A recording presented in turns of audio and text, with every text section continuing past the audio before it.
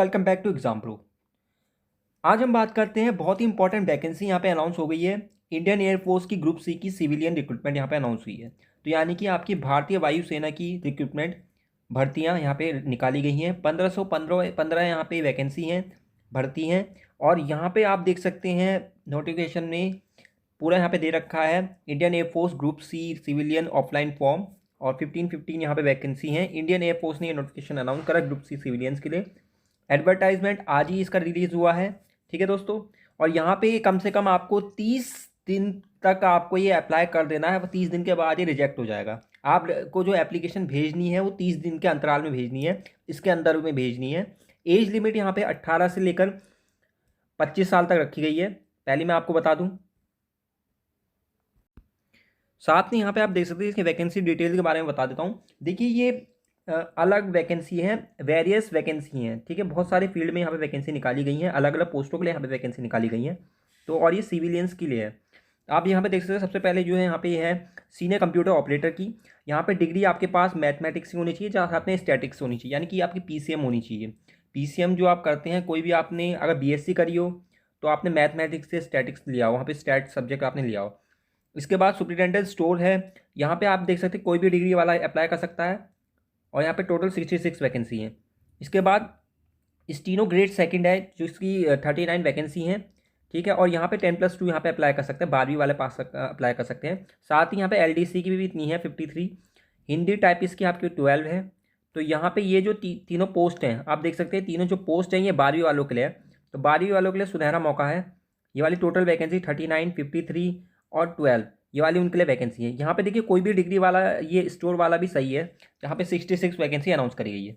इसके बाद आप यहाँ देख सकते हैं यहाँ पे ड्राइवर की वैकेंसी है। अगर आप अच्छे हैं ड्राइविंग में, आपके पास एक वैलिड ड्राइविंग लाइसेंस है, तो आप इस वैकेंसी को अप्लाई कर सकते हैं। काफ़ी अच्छी अपॉर्चुनिटी है यहाँ पे। सिविलियन मैकेनिकल ट्रांसपोर्ट ड्राइवर है, ऑर्डिनरी ग्रेड का।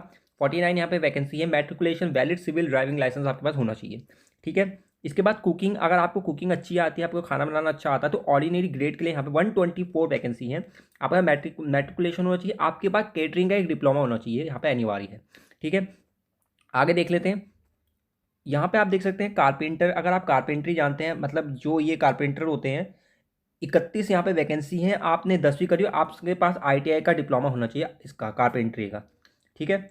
और ये पेंटर, अगर पेंटिंग करते हैं, आप पेंट कर सकते हैं, चीज़ों को पेंट कर सकते हो। 27 यहाँ पे वैकेंसी है, टोटल 27 वैकेंसी है। 10वीं पास और ITI का सर्टिफिकेट आपके पास लगेगा यहाँ पे।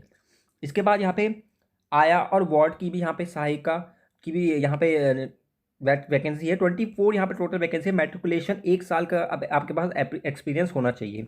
अनुभव आपका 1 साल का मांगा गया है इसमें यहाँ पे आप देख सकते हैं, ठीक है।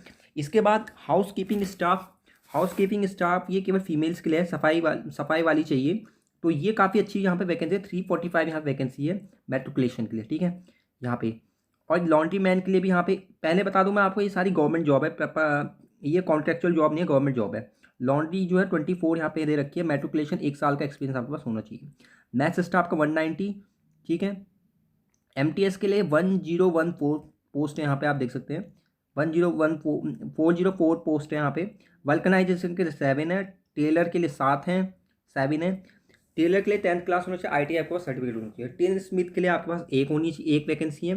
कॉपर स्मिथ जो आपका कॉपर स्मिथ के लिए, और शीट मेटल वर्कर के लिए आपके यहाँ पे 3 वैकेंसी है। यहाँ पे आपके पास 10वीं पास होना चाहिए, साथ में ITI आपने करा होना चाहिए, ठीक है दोस्तों। आगे बढ़ते हैं। तो ये यहाँ पे वैकेंसी।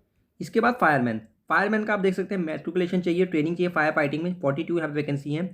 इंजन ड्राइवर के लिए यहाँ पे 4 वैकेंसी है। इंजन ड्राइवर का आप देख सकते हैं 4 वैकेंसी है। मैट्रिकुलेशन 3 साल का एक्सपीरियंस मांगा गया है। साथ में आपका यहाँ पे देख सकते हैं आपके 12 वैकेंसी आपकी FMT के लिए है, ठीक है, मैकेनिकल ट्रांसपोर्ट स्किल के लिए। यहाँ पर 10वीं और क्लास ITI मांगा गया है। ट्रेड्समैन के लिए आपके पास 23 वैकेंसी है, मैट्रिकुलेशन मांगा गया है। लेदर वर्कर के लिए आपके पास 2 वैकेंसी है, और 10th मांगा गया, क्लास ITI मांगा गया है, ठीक है। आगे बढ़ते हैं। टर्न्ड स्किल के लिए आपके पास 1 वैकेंसी है। वायर ऑपरेटर के लिए आपके पास यहाँ पे 1 वैकेंसी है। तो यहाँ पे ये दोनों वैकेंसी आपको दे रखी है। तो ये यहाँ पे टोटल वैकेंसी आई हुई है। इंडियन एयरफोर्स में आपकी 1515 वैकेंसी आई हुई है, भर्तियाँ काफ़ी अच्छी वैकेंसी आई हुई है।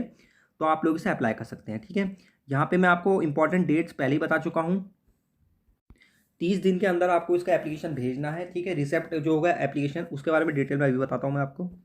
तो ये इसका ऑफिशियल नोटिफिकेशन आप देख सकते हैं, direct recruitment of group C civilian post, ठीक है। यहाँ पे वैकेंसी दे रखी है और यहाँ पे मैंने वही वैकेंसी आपको बता रखी है जो पोस्ट के लिए आपकी निकल रखी है वैकेंसी, है ना। और यहाँ पे पोस्टल एड्रेस आपको हर जगह का अलग अलग दे रखा है। आप यहाँ पे देख सकते हैं नोटिफिकेशन में आपको यही पोस्टल एड्रेस में अपनी सारी डॉक्यूमेंट भेजने हैं। अगर आप दिल्ली के लिए अप्लाई कर सकते हो तो दिल्ली के लिए यहाँ पे दे रखी है अलग से वैकेंसी। इसका नोटिफिकेशन मैंने डिस्क्रिप्शन में दे दिया है अपनी वीडियो के, आप वहाँ से डाउनलोड कर लेना। और यहाँ पे आप देख सकते हैं एयरफोर्स कमांडिंग और एयरफोर्स स्टेशन श्रीनगर, जो जम्मू कश्मीर वाले वो इस एड्रेस पे भेजेंगे, ठीक है। और जो जो आपके न्यू दिल्ली वाले हैं वो इस एड्रेस पे भेजेंगे, तो अंबाला वाले इस एड्रेस पे। तो अलग अलग तरीके से आप अपने यहाँ पे भेजेंगे। और आप यहाँ पे देख सकते हैं कहाँ पे वैकेंसी किसकी किस जगह पे कौन सी वैकेंसी है, तो आपको ये ध्यान में देखना पड़ेगा यहाँ पे, ठीक है। ये पोस्टल एड्रेस आप उस हिसाब से रखेंगे। यहाँ पे अपनी कैटेगरी के हिसाब से भी आप अपनी वैकेंसी देख सकते हैं। कैटेगरी दे रखी है UR OBC ST ST PW EWS, ठीक है, ESM के लिए। तो यहाँ पे आप देख लीजिए एयरफोर्स कमांडिंग ऑफिसर जो है, एयरफोर्स कमांडिंग जो स्टेशन है, सॉरी, वहाँ पे आपको भेजना पड़ेगा। जैसे मान लीजिए आपने पठानकोट भेज दिया तो आप इस एड्रेस में भेजेंगे। अब आपको ध्यान रखना है पठानकोट में कौन कौन सी वैकेंसी है, क्या आपको यही वैकेंसी चाहिए। अब मान लीजिए आपको मल्टी टास्किंग की चाहिए, मल्टी मैथ स्टाफ की यहाँ पे भी है, तो यहाँ पे दोनों जगह है।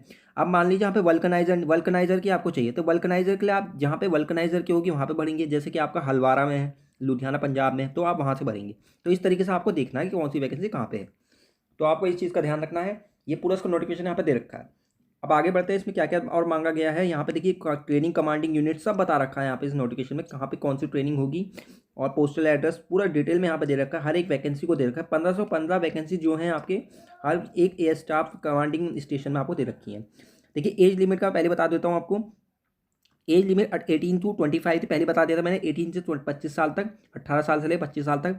3 साल का रिलैक्सेशन OBC को मिलेगा, 5 साल का ST ST को मिलेगा, 10 साल का आपका जो फिजिकली दिव्यांग होते हैं उनको मिलेगा, ठीक है। तो यानी कि डिपार्टमेंटल वालों को कितना मिलेगा, 40 ईयर का मिलेगा, 43 का और 45 का ST का मिलेगा। तो ये आपको यहाँ पे ध्यान रखना है। एजुकेशन क्वालिफिकेशन मैं पहले बता चुका हूँ आपको, वहाँ पे नोटिफिकेशन पहले डिटेल में बता चुका हूँ। यहाँ पे डिटेल में दे रखा है, आप अपनी ग्रेजुएशन चेक कर सकते हैं, ठीक है। वैसे मैंने आपको पहले ही ऑलरेडी डिस्क्राइब कर चुका हूँ कि आपको क्या क्या चाहिए। इसके बाद जनरल इंस्ट्रक्शन दे रखे, एप्लीकेशन रिसीव्ड जो अगर लेट होगा तो उसे रिजेक्ट कर दिया जाएगा, कोई रिस्पॉन्ड नहीं किया जाएगा, ठीक है। इसके बाद देखिए आप यहाँ पे सबसे बड़ा सवाल ये आता है कि आपको अप्लाई कैसे करना है। आपको अप्लाई कैसे करना है, देखिए eligible candidate can apply to any of the above air force station of the choice subject to vacancy and qualification. यानी कि आपको एक फॉर्मेट में भेजना है, इंग्लिश ओनली, किसी भी स्टेशन में आपको भेजना है, अपने डॉक्यूमेंट भेजने हैं किसी भी स्टेशन, जो आपको पहले स्टेशन में बता चुका हूँ। जैसे अंबाला का है अलग है, जम्मू कश्मीर का अलग है, सबके अलग अलग एड्रेस दे रखे हैं। आप कहाँ पे चाहते हैं, कहाँ पे आपकी पोस्टिंग हो, तो आपको कौन सी जगह अगर उस स्टेशन में आपके लिए वो वाली जॉब है जिसको आप ढूंढ रहे हैं, मतलब कि आपको अगर मैथ्स की चाहिए तो मैथ्स की जॉब वहाँ पे है, तो यहाँ पे कंप्यूटर ऑपरेटर की चाहिए, कंप्यूटर ऑपरेटर की है, तो आप वहाँ पे अप्लाई कर सकते हैं। तो इस तरीके से आपको अप्लाई करना है, ठीक है। और साथ में आपको रोजगार समाचार भी देखता रहना है, न्यूज़पेपर आपको फॉलो करना है, क्योंकि उसमें आगे की अपडेट आती रहेगी, ठीक है। और वेबसाइट पे तो आएगी ही। और आपको 30 दिन का अंदर है, 1 महीने का अंदर आपको ये भेजना है। इसके बाद क्या क्या आपको डॉक्यूमेंट चाहिए, अपनी क्वालिफिकेशन चाहिए, टेक्निकल क्वालिफिकेशन चाहिए, जो भी आपने किया है, आपने 10th करी 12th करी उसकी लगाएंगे आप मार्कशीट और सर्टिफिकेट लगाएंगे। उसके बाद आपके जो भी आपकी एडिशनल क्वालिफिकेशन है, मतलब कि आपने डिप्लोमा किया है, जो जिस भी सब्जेक्ट के लिए आप लगाते हैं, ITI का कर रखा है, तो आप वो संलग्न उसके साथ करेंगे। उसके बाद आप उसे सेल्फ अटेस्ट करेंगे, मतलब आप उसे खुद साइन करेंगे। इसके बाद अगर आपका सर्टिफिकेट आप किसी भी पर्टिकुलर कैटेगरी से बिलोंग करते हैं, OBC SC OBC EWS और ये जो होता है फिजिकल हैंडीकैप्ड होते हैं, उन वो वाली कैटेगरी से आप बिलोंग करते हैं, तो आपको उसका सर्टिफिकेट यहाँ पे लगाना पड़ेगा, ठीक है। यहाँ पे ये बताया गया है, ये आपको पूरी तरीके से एप्लीकेशन आपको लगा के देना है, ठीक है। इसके बाद आपको एक एनवेलप लेना है, सेल्फ अटैच एड्रेस एनवेलप लेना है, स्टैंप होना चाहिए 10 रुपये का, उसमें पेस्ट होना चाहिए, स्टैंप लगाना चाहिए।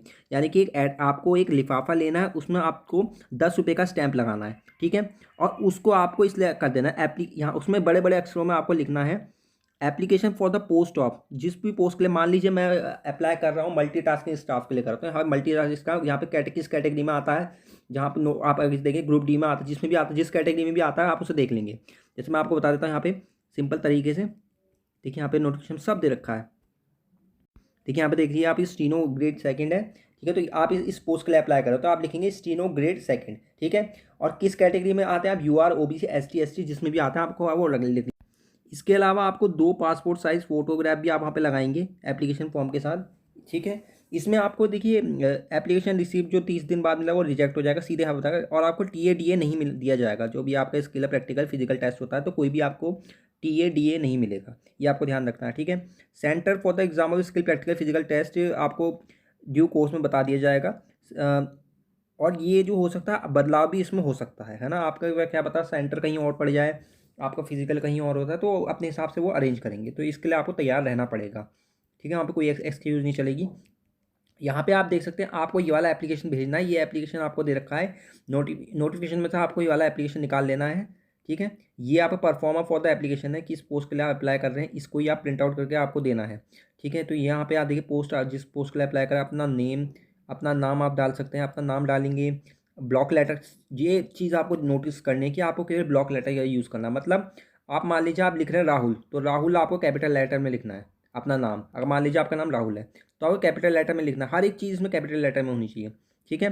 सॉरी, हर एक चीज़ नहीं, केवल आपका नाम। पिताजी का नाम होगा, आपका पिताजी का नाम आप सिंपल तरीके से लिख सकते हैं, जो भी आपके पिताजी का नाम होगा। और डेट ऑफ बर्थ आपको वही लगाना है जो आपके डॉक्यूमेंट पे है।